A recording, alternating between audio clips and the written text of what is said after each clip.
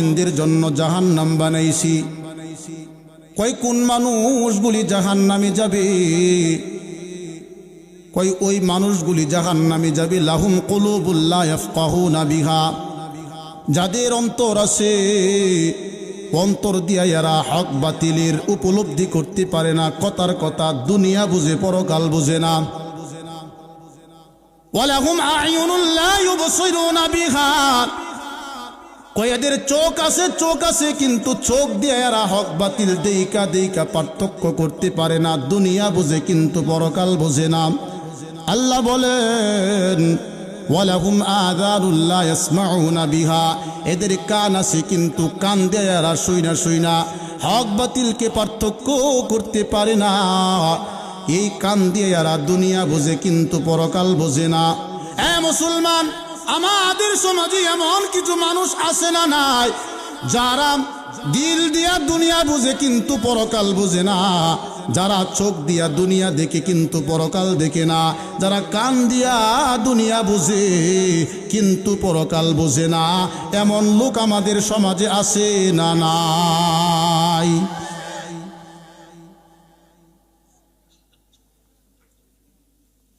এত বেশি লোক পাওয়া যায়, 80 বছর হয়ে গেছে এখনো পর্যন্ত ওযু করতে পারে না, 90 বছর হয়ে গেছে এখনো পর্যন্ত কালেমাটা সঠিকভাবে পড়তে পারে না। আছে না নাই? মসজিদের বারিন্দাও যায় না, বরং টেলিভিশনের পর্দার মধ্যে রাতের পর রাত তাকায়া থাকতে রাজি আছে। খেলাধুলা যখন শুরু হয়ে যায়, টিভির সামনে ঘন্টার পর ঘন্টা বইসা থাকে, সমস্যা হয় না। অথচ মাগরিব এশার নামাজ পড়ার জন্য যদি বলা হয়, বান্দা টিভি দেখতে রাজি কিন্তু মসজিদে যাইতে রাজি না। কথা বলুন ঠিক কি না? রাগ করতেছেন? এজন্য বাবাজিরা আমার, এই দুনিয়া আমাদের মাকসাদ না, পরকাল আমাদের মাকসাদ। এই দুনিয়ার জমিনে আজকে আছি, আমি কালকে থাকবো না। এমনও তো হতে পারে আমার জীবনের জন্য আজকের মাহফিলটাই শেষ হয়ে যাবে। মুসলমান, আল্লাহ তাআলা কোরআনে কারীমের মধ্যে বলেন, বান্দা হায়াতের রশি পাইয়া মনে করিও না তোমার এখানেই জীবন জিন্দিগি শেষ। না, আমি আল্লাহ তাআলা তোমাকে পরীক্ষা দেওয়ার জন্য দুনিয়ার জমিনে প্রেরণ করেছি।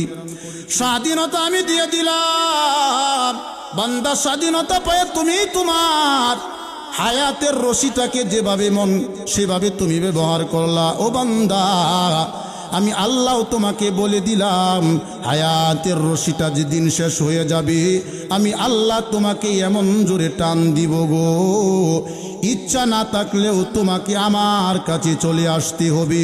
কথা বলুন ঠিক কিনা? আল্লাহ বলেন, আমার কাছে আনিয়া আমি আল্লাহ তাআলা তোমার কাছ থেকে হিসাব নিব। আমি আল্লাহ তোমাকে যে হায়াতের রশি দিয়েছিলাম, এই হায়াতের রশিটা কোন কাজে ব্যবহার করেছ? আমি আল্লাহ তোমাকে যে সম্পত্তির মালিক বানায়াছিলাম, এই সম্পদ তুমি কোন কাজে ব্যবহার করেছ? হায়াতের জিন্দিগি তুমি কোন কাজে ব্যবহার করেছ? আমি হিসাব নিব।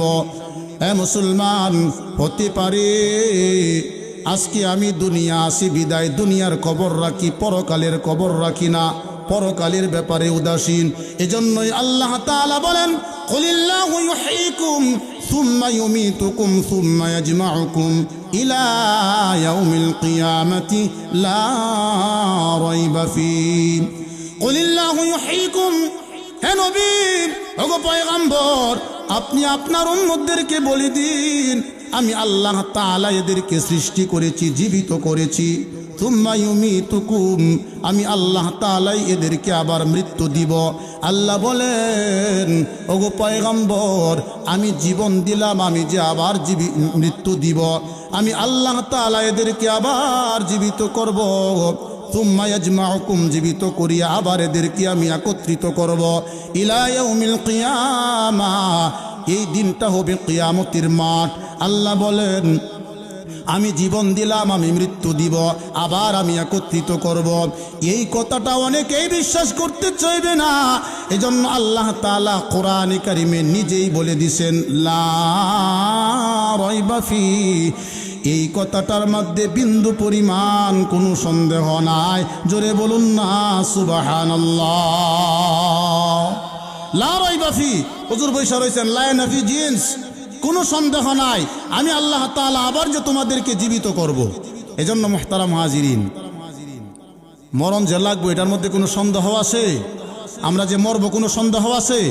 মরার পরে আবার যে জীবিত হব কোনো সন্দেহ আছে? আবার যে আল্লাহ তাআলা আমাদেরকে একত্রিত করবেন হাসরের মাঠে, এটার মধ্যে কোনো সন্দেহ আছে? কোনো সন্দেহ নাই।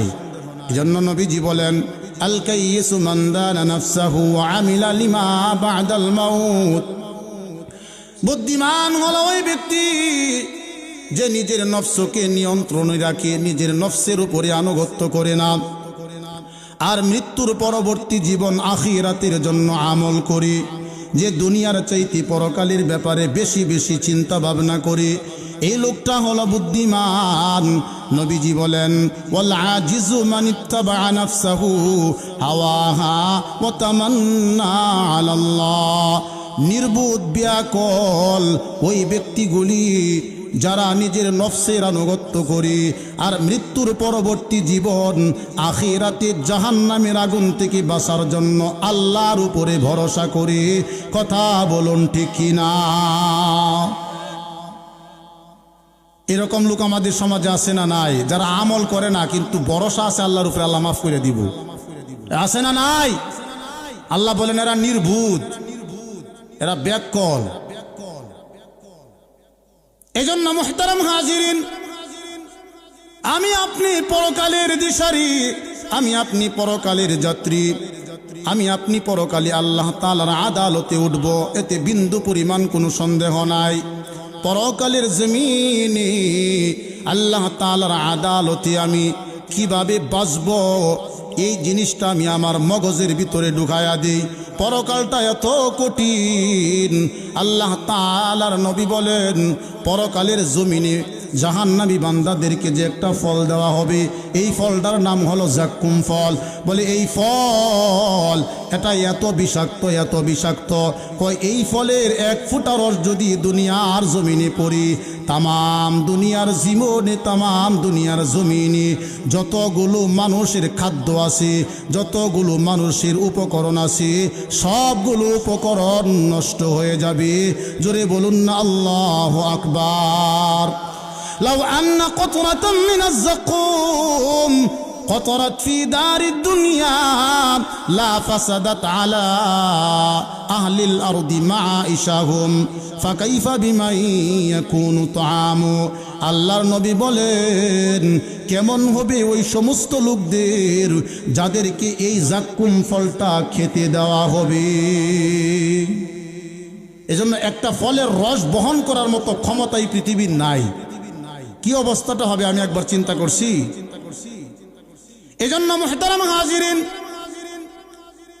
দুনিয়ার জীবন নিয়ে আমি আমার জিন্দেগি পার করতেছি, পরকালের ব্যাপারে আমি বড় উদাসীন। আল্লাহ তাআলা বলেন ও বান্দা, পরকালের ব্যাপারে ওয়াজ শোনার পরে তোমার ভিতরে সংকোচ বোধ আসতে পারে যে হ্যাঁ আল্লাহ তাআলা মৃত্যু দিবেন, আল্লাহ তাআলা জীবিত করবেন, একত্রিত করবেন, এটা কি আসলেই ঠিক না বেঠিক? তোমার ভিতরে সংকোচ বোধ আসতে পারে।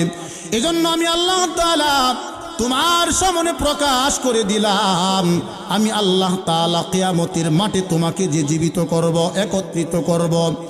আল্লাহ তাআলা কোরআনের ভিতরে অনেক অগণিত এরকম ঘটনা রাখছেন যে আল্লাহ তাআলা দুনিয়ার জমিনে জীবিত করে নবীদেরকে দেখায়া দিছেন। জোরে বলুন না সুবহানাল্লাহ। অগণিত অগণিত। এমনই একটা ঘটনা সূরাতুল বাকারার 2 নম্বর পারার 19 নম্বর পৃষ্ঠার মধ্যে আল্লাহ বলেন আলম তারা ইলাল্লাযীনা খরাজু মিন দিয়ারিহিম ওয়া হুম উলুফুন হাদারাল মাউত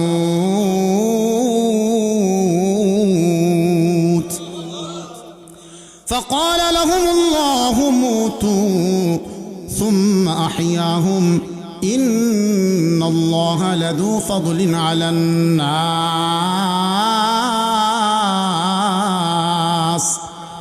ওয়ালাকিন্না আকসারান নাসি লা ইয়াশকুরুন।